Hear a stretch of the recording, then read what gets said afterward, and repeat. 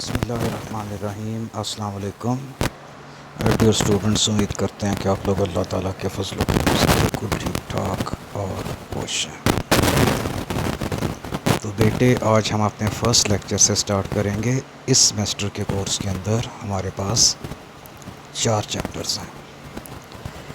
اس میں سے جو ہمارا پہلا چیپٹر ہے وہ genetics, D N A, R N A, ان کا structure, D N A replication, transcription, translation, ان چیزوں سے ریلیٹڈ ہے۔ ہمارا دوسرا اور تیسرا چیپٹر ایوولوشن کی تھیوریز، نوٹیسیبل ورک جو ڈفرنٹ اس کے اندر سائنٹسٹ تھے انہوں نے کیا۔ اس کے بعد ایوولوشن کو افیکٹ کرنے والے فیکٹرز، اور چوتھے چیپٹر کے اندر ہم پڑھیں گے اینیمل بیہیویئر۔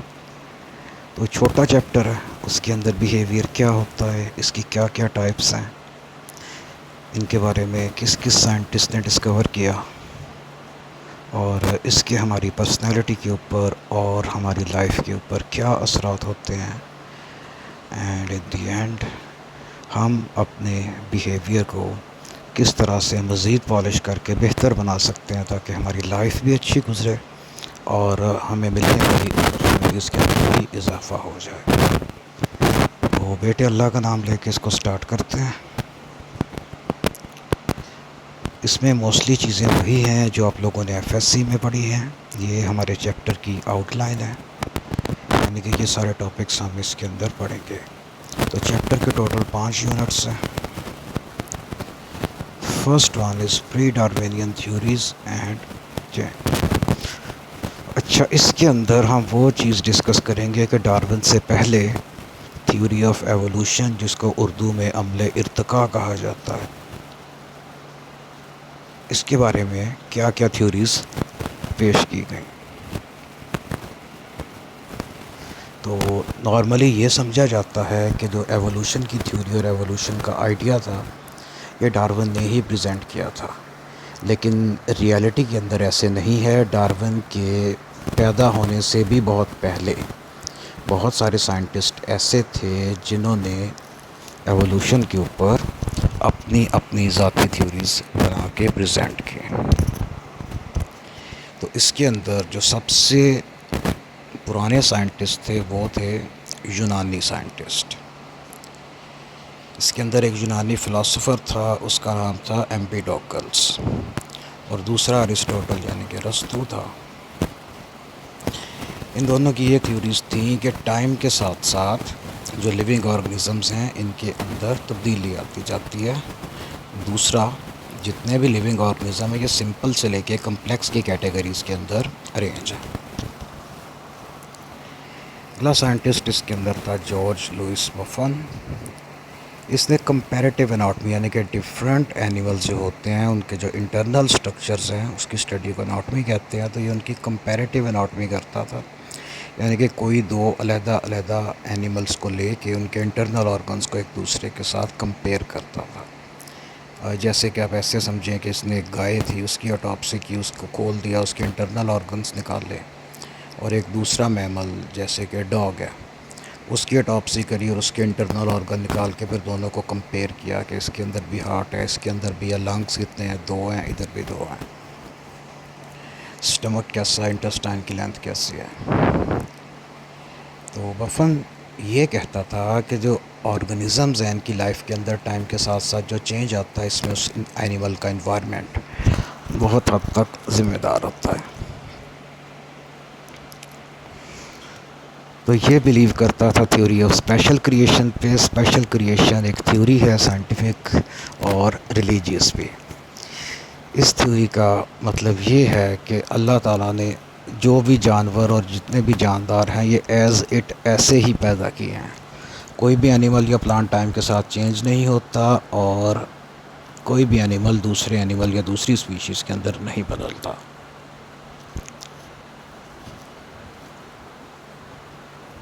ٹھیک ہو گیا۔ تو اس نے اپنی تھیوری کے اندر ایک اور چیز پریزنٹ کی تھی کہ جیسے تھیوری آف ایوولوشن میں ہم پڑھتے ہیں کہ جانور ٹائم کے ساتھ بہتر سے بہتر یعنی کہ اپنے ہی اپڈیٹڈ ماڈلز کے اندر چینج ہوتے جاتے ہیں، یہ کہتا تھا کہ ایسے نہیں ہوتا، اس کا بالکل اپوزٹ ہے، اور جو چینجز ہوتے ہیں یہ ڈی جنریٹو ہوتے ہیں، یعنی کہ ایک سپیشیز جب ایک جگہ پہ ایک بہت لمبے عرصے کے لیے ایگزسٹ کرتی ہے تو آہستہ آہستہ اس کے اندر ایسے چینجز آنے لگ جاتے ہیں جو کہ اس سپیشیز کے لیے نیگیٹو ہوتے ہیں، یعنی کہ اس کے اندر اچھے کریکٹرز کو ختم کر دیتے ہیں، برے کریکٹرز کو انکریز کر دیتے ہیں۔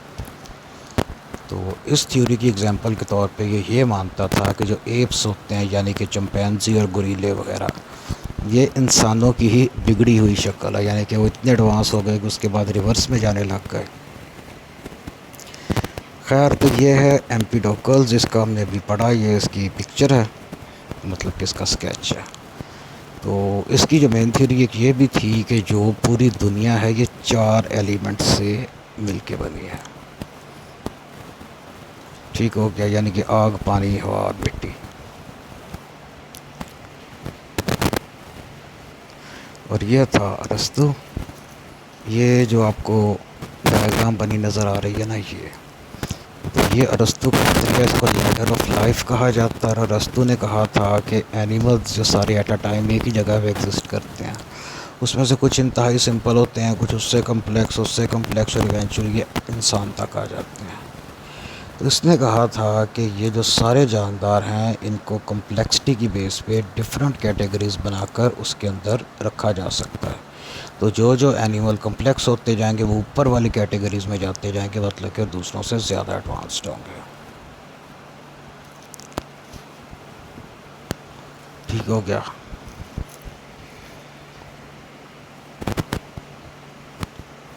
یہ ہے بفن، اس کو کمپٹیٹیو بفن بھی لکھتے ہیں۔ تو یہ کیرولس لینیس کے وقت کا تھا، مطلب کہ یہ بھی اسی ٹائم سائنٹسٹ تھا۔ اس نے کہا تھا کہ جو اسپریڈ آف لائف والی تھیوری ہے وہ غلط ہے۔ مطلب یہ کہ جتنے بھی پرانے فوسلز ملتے ہیں اور ہم کہتے ہیں کہ یہ فوسل یہ زرافے کا انسیسٹر تھا، مطلب اس سے پہلے کا اینیمل تھا، یا یہ والا یہ ہاتھی کا انسیسٹر تھا، یہ ساری چیزوں کو میں نہیں مانتا تھا۔ یہ کہتا تھا کہ کوئی بھی اینیمل دوسرے میں کنورٹ نہیں ہوتا، اور جو فوسلز نکلتے ہیں اور ایون کہ کسی ایسے اینیمل کا اسکیلٹن مل جاتا ہے جو کسی بھی زندہ اینیمل کے ساتھ میچ نہیں کرتا، تو اس کا یہ مطلب نہیں ہے کہ یہ کسی زندہ جانور کا انسیسٹر ہے یا اس کی پریویس فارم ہے۔ اس کا سمپلی یہ مطلب ہے کہ یہ کسی جانور کی ایک سپیشیز تھی جو کہ ایکسٹنکٹ ہو گئی، اب نہیں پائی جاتی، اور یہ اسی کی باقیات ہیں۔ دوسرا، اس نے یہ بھی پتہ کیا تھا کہ اس طرح کی کنٹریز جن کا کلائمیٹ یعنی کہ ان کی آب و ہوا اور موسم سیم ہے، وہاں پہ پائے جانے والے پودے اور جانور بھی سیم ہوتے ہیں۔ آسان لفظوں میں آپ یہ سمجھیں کہ جو فروٹ ہوتے ہیں گرم علاقے کے، یعنی کہ مینگو، اورنج وغیرہ، تو یہ دنیا کے سبھی گرم ممالک کے اندر اگائے جا سکتے ہیں، وہاں پہ پائے جائیں گے۔ سملرلی جو ٹھنڈے علاقے کے فروٹس ہیں، جس طرح سے سیب ہوتے ہیں، آڑو، بادام وغیرہ، اور خوبانی، آلو بخارے، تو یہ آپ کو کبھی بھی گرم علاقے میں نہیں ملیں گے۔ یہ البتہ ساری دنیا کی وہ کنٹریز جن کا موسم ویسا ہی ہے تو سب میں پائے جائیں گے۔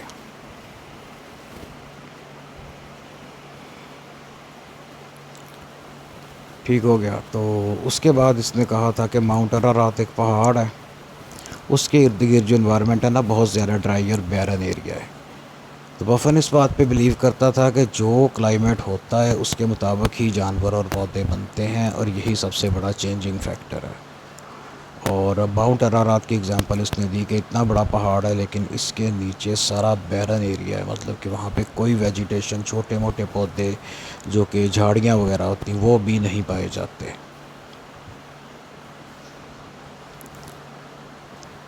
تو اس کے بعد اس نے یہ لاسٹ پوائنٹ یہ ہے کہ اس نے یہ بتایا تھا کہ جو انسانوں کا اوریجن، یعنی کہ جو سب سے پہلے انسان آئے تھے وہ ناردرن یورپ کے اندر آئے تھے، مطلب کہ جو اسکینڈینیوین کنٹریز ہیں، فن لینڈ، سویڈن، ناروے وغیرہ، ٹھیک ہے۔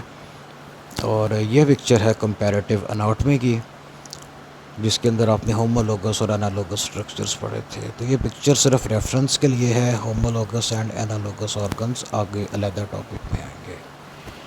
تو اس میں 4 میملز کے 4 لمب یعنی کہ ان کے بازو دکھائے گئے ہیں۔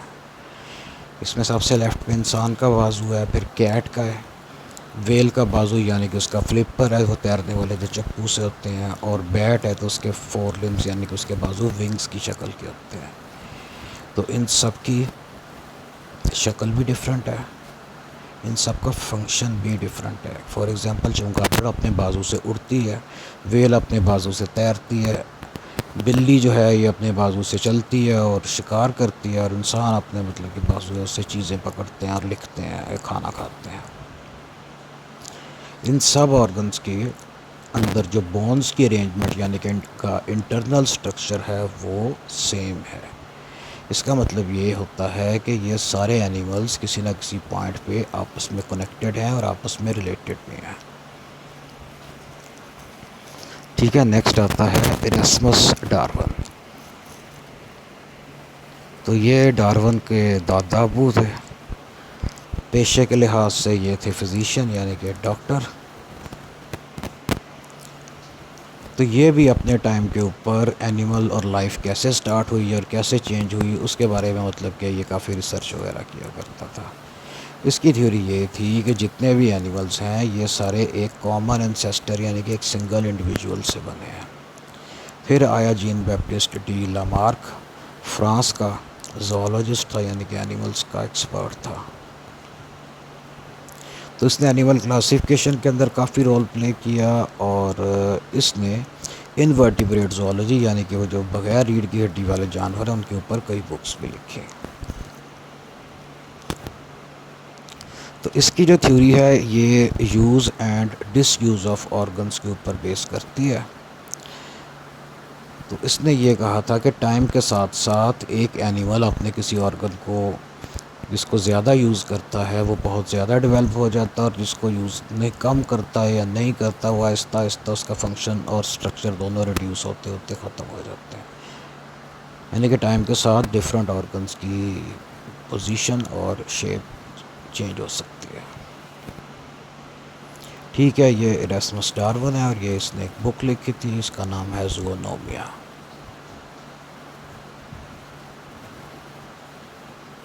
ٹھیک ہو گیا، تو یہ والے پوائنٹس ہم نے ڈسکس کر لیے۔ تو یہ چینج کے اوپر بلیو کرتا تھا، تو یہ کہتا تھا، اس نے نا بیئرس کی ایگزامپل دی تھی۔ ایگزامپل سنیں تو بیئرس کامنلی تین طرح کے پائے جاتے ہیں، ایک جو وائٹ کلر کا ہوتا ہے جس کو پولر بیئر یا برفانی ریچھ کہتے ہیں، دوسرا ایک براؤن کلر کا ہوتا ہے جس کو گریزلی بیئر کہتے ہیں، اور پھر ایک بلیک کلر کا ہوتا ہے مطلب کہ جو کامن بیئر ہوتا ہے وہ والا۔ تو اس نے یہ کہا تھا کہ شروع میں بیئرز ایک ہی سپیشیز کے تھے سارے، مطلب کہ ایک ہی طرح کے تھے، تو وہ چلتے چلتے مطلب کہ دنیا میں آگے پھیل گئے اور دور دور چلے گئے۔ تو وہ والے بیئرز جو کہ تھک فارسٹ کے اندر رہتے تھے جہاں پہ زیادہ درخت تھے اور روشنی کم تھی، ان کا کلر ٹائم کے ساتھ ساتھ ہو گیا بلیک، تاکہ وہ اپنے ڈارک انوائرمنٹ کے اندر اچھے سے کیموفلاج کر سکیں۔ دوسرے جو بیئر گئے تھے گرم اور خشک علاقوں کی طرف، تو وہاں پہ چونکہ پتھر تھے، چٹانیں تھیں اور ریت تھی، تو اس انوائرمنٹ کے ساتھ مرج ہونے کے لیے ان کے بالوں کا کلر آہستہ آہستہ براؤن ہو گیا۔ دوسرا وہاں پہ چونکہ بڑے سائز کے اینیمل پائے جاتے تھے یعنی کہ جنگلی بھینسیں، جنگلی گھوڑے وغیرہ، تو ان کے شکار کے لیے ان کی فزیکل سٹرینتھ بھی ٹائم کے ساتھ ساتھ بہتر ہو گئی، ان کا سائز بھی انکریز ہو گیا۔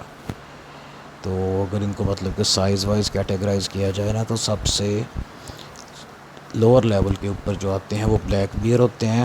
ایک بلیک بیئر مطلب جو ایڈلٹ ہوتا ہے، تو جب وہ دو ٹانگوں پہ کھڑا ہوتا ہے تو وہ 6-6.5 فیٹ تک اونچا ہوتا ہے، مطلب کہ ایک ایوریج انسان سے اونچا ہوتا ہے۔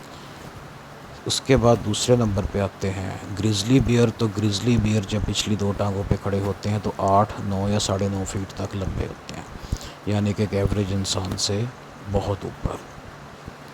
اور تیسرے نمبر پہ جو پولر بیئرز ہیں سائز کے اندر سب سے بڑے ہوتے ہیں، اور ایک ایڈلٹ پولر بیئر جب 2 پاؤں پہ کھڑا ہوتا ہے تو 11 سے لے کے 13 فیٹ اونچا ہو جاتا ہے، یعنی کہ ایڈلٹ انسان کے ڈبل سے بھی کہیں زیادہ۔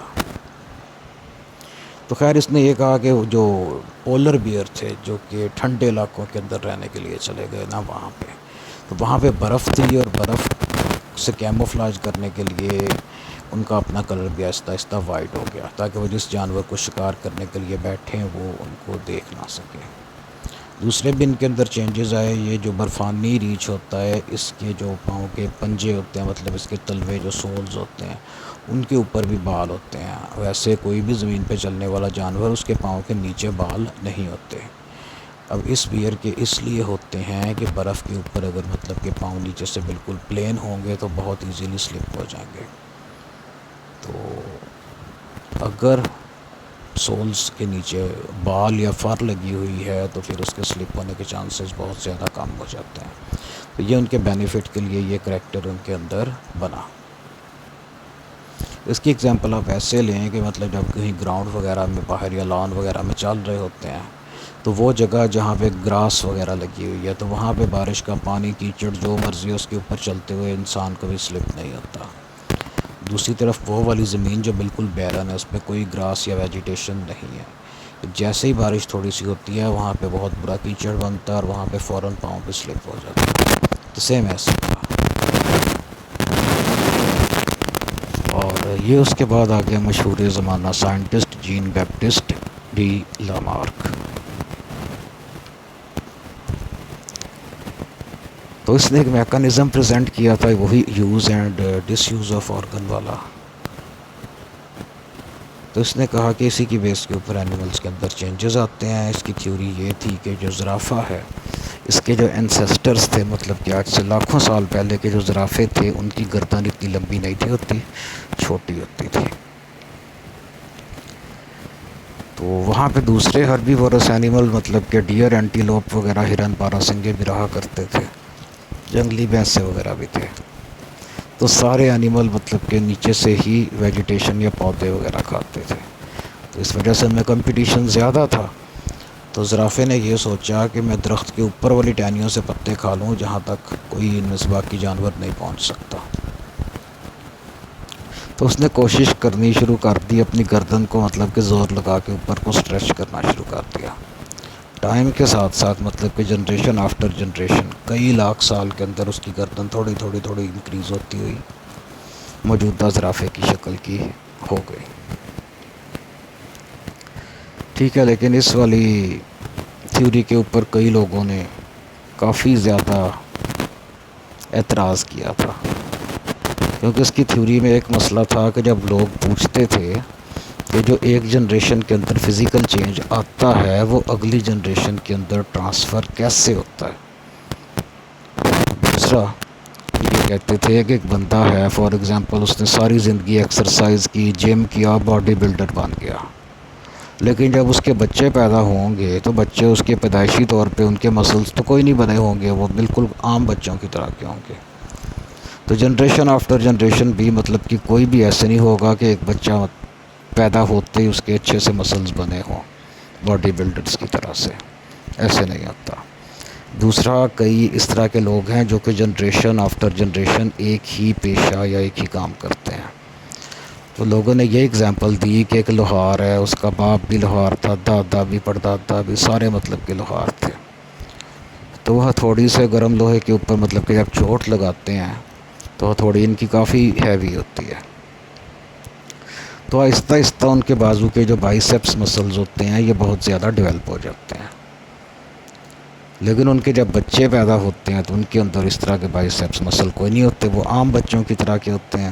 پھر جب وہ بڑے ہوتے ہیں، کام کرنے لگتے ہیں، ہتھوڑا چلاتے ہیں تو ان کے بھی مسلز ڈیولپ ہو جاتے ہیں۔ تو لوگوں نے کہا کہ اس طرح سے چینج آگے ٹرانسفر کوئی نہیں ہوتا، ہم نے تو نہیں ہوتا دیکھا کبھی۔ تو یہ لامارک بیچارہ کہتا رہ گیا، کہتا کہ لاکھوں سال لگتے ہیں، اتنی جلدی یہ چینج آبزرویبل نہیں ہے۔ وہ کہتے تھے اگر آبزرویبل نہیں ہے تو تم نے کہاں سے دیکھ لیا، مطلب کہ نان سائنٹیفک قسم کی باتیں۔ تو لامارک کی تھیوری ٹھیک تھی، واقعی جنریشن آفٹر جنریشن چینج آتا ہے۔ بیچارہ اس بات سے مار کھا گیا کہ اس کو اس کا میکانزم نہیں پتہ تھا، یا اس کے پاس کوئی ایسی اگزامپل نہیں تھی کہ جو وہ لوگوں کو دکھا سکتا کہ یہ دیکھو نا یہ چینج آیا۔ تو بلکہ کئی جو سائنٹسٹ تھے انہوں نے لامارک کا بہت زیادہ مذاق بھی اڑانا شروع کر دیا، اور وہ چوہے کے اوپر ایکسپیریمنٹ کرتے تھے کہ مطلب دو چوہے لیے، دونوں کی ٹیل کاٹ کے علیحدہ کر دی، ان چوہوں کے آگے بچے ہوئے ان سب کی ٹیلز تھیں، انہوں نے اس کی بھی ٹیلز کاٹ کے علیحدہ کر دی۔ پھر جب وہ بچے بڑے ہوئے 3-4 مہینے بعد انہوں نے بچے دیے تو ان کی ٹیلز بھی سب کی تھیں، ان کی پھر سے کاٹ دی، ان کو بڑا کیا، پھر اگلی جنریشن آئی، پھر بھی ٹیلز تھی۔ انہوں نے کہا کہ ہم نے 10-20 جنریشنز لگاتار ایکسپیریمنٹ کر کے دیکھ لیا، ایک جو جنریشن میں فزیکل چینج آیا یعنی کہ اس کی ٹیل کٹ گئی تو وہ اگلی جنریشن کے اندر کیوں نہیں ٹرانسفر ہوتا، سارے تو ویسے کے ویسے ہی ہیں۔ تو جو ڈارون تھا اس نے یہ والی تھیوری پڑھی اور اس نے کہا کہ بات تو صحیح کہہ رہا ہے۔ تو بہرحال ڈارون نے اپنی تھیوری کے اندر جو لامارک نے غلطی کی تھی یعنی کہ اس نے میکانزم نہیں دیا تھا چینج کیسے آتا ہے، ڈارون نے وہ دیا تھا۔ تو لامارک یہ کہتا تھا کہ جو چینج ہے یہ انوائرمنٹ کی وجہ سے آتا ہے، اور ٹائم کے ساتھ ساتھ چینج ہوتے ہوتے یا اپ ڈیٹ ہوتے ہوتے ایک جانور بالکل پرفیکٹ لیول پہ، مطلب کہ اس کی ساری ایبیلٹیز ایسے پالشڈ ہو جاتی ہیں۔ تو اس آئیڈیا کے روح سے لامارک نے ایک اور پوائنٹ، یعنی کہ وہ کہتے ہیں نا جو اچھا آئیڈیا ہوتا ہے اس میں سے مزید آئیڈیاز نکالے جا سکتے ہیں، ڈیڈکشنز جن کو کہتے ہیں۔ تو اس نے کہا کہ ایک سپیشیز کبھی بھی ایکسٹنکٹ نہیں ہوتی کیونکہ سپیشیز ٹائم کے ساتھ ساتھ بیٹر سے بیٹر میں مطلب کہ کنورٹ ہوتی جاتی ہیں۔ لیکن یہاں پہ بھی یہ بھی اس کی غلطی تھی، سپیشیز واقعی ایکسٹنکٹ ہوتی ہیں، ٹائم کے ساتھ ہر سپیشیز میں پازیٹیو چینج نہیں آتا، نیگیٹو چینج بھی آتا ہے۔ ٹھیک ہو گیا، یہ باقی وہی ہے۔ اس نے زرافے کی نیک والی جو اپنی تھیوری تھی 1802 کے اندر انورٹیبریٹ زوالوجی کی بک تھی، اس کو فلاسفی زوالوجی کہا جاتا ہے، فرینچ نیم ہے، تو وہاں پبلش کیا تھا۔ یہ وہ والی بک ہے، اس کے مطلب اوریجنل ایڈیشن کی پکچر ہے، اور یہ اس کا مطلب جو فرسٹ پیج ہے یہ اس کی پکچر ہے۔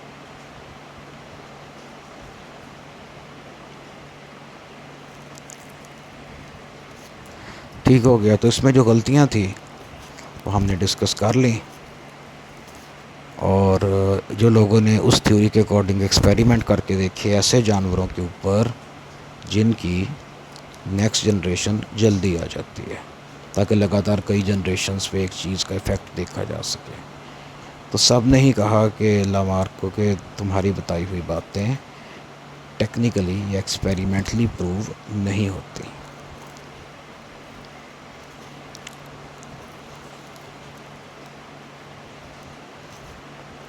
خیر یہ لامارک کی تھیوری سے ریلیٹڈ ہی پکچر ہے کہ کیسے زرافے کی گردن ٹائم کے ساتھ ساتھ لمبی ہو گئی۔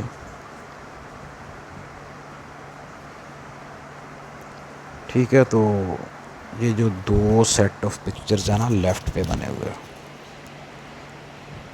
اے والا اور بی والا، تو اوپر والا جو ہے یہ ہے لامارک کی تھیوری، یعنی کہ زرافے کی گردن پہلے چھوٹی تھی، نیکسٹ پکچر کے اندر مطلب کہ ٹائم کے ساتھ تھوڑی بڑی اور پھر اور بڑی ہو گئی۔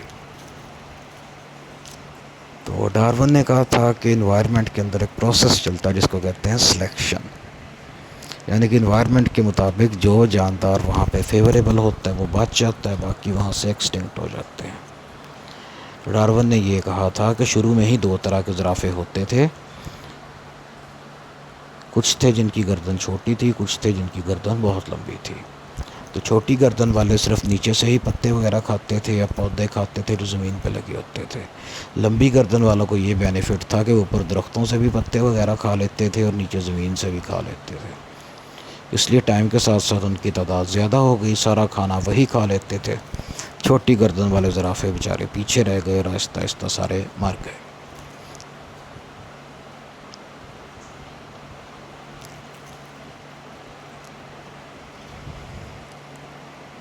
ٹھیک ہو گیا، تو جس دور کے اندر ڈارون نے اپنی تھیوری پریزنٹ کی تھی، اس نے کہا تھا کہ کوئی انٹرنل چینج ہوتا ضرور ہے جو کہ نیکسٹ جنریشن کے اندر جاتا ہے، لیکن چینج کے آگے جانے کا پیٹرن کیا تھا یا چینج آتا کس چیز میں تھا یہ اس کو نہیں پتہ چلا۔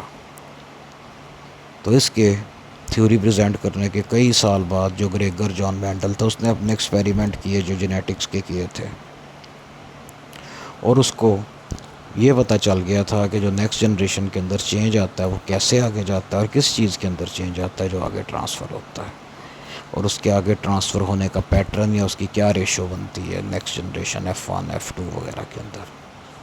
تو اس کو سارا کچھ پتہ چل گیا تھا۔ اس نے تب اپنا ریسرچ پیپر بھی پبلش کروایا، لیکن تب لوگوں کو اس ٹاپک کی سمجھ ہی نہیں آئی۔ اس بیچارے کا ورک ٹائم کے ساتھ ساتھ مطلب لوگ اس کے بارے میں بالکل بھول گئے۔ تو اس کے مرنے کے بھی کئی سال کے بعد 2 سائنٹسٹ تھے، وہ ریسرچ کر رہے تھے۔